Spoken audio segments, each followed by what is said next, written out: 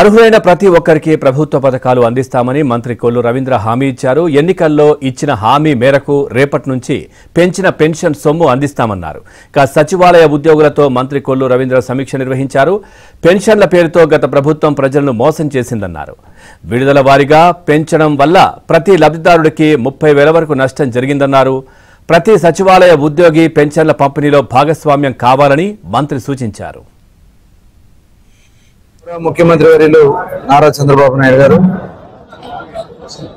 గౌరవ ఉప ముఖ్యమంత్రి వర్యులు పవన్ కళ్యాణ్ గారు, అలాగే భారతీయ జనతా పార్టీ నరేంద్ర మోడీ గారి ఆశీర్వాదాలతో ఆంధ్ర రాష్ట్రంలో మరి మొట్టమొదటిసారిగా పెన్షన్ల పంపిణీ కార్యక్రమానికి పెంచిన పెన్షన్ ప్రతి ఒక్కరికి అందించాలనే లక్ష్యంతో మరి రేపు 1వ తారీఖు నుంచి ఈ పెన్షన్ కొత్త పెన్షన్ ని అందించడం జరుగుతోంది.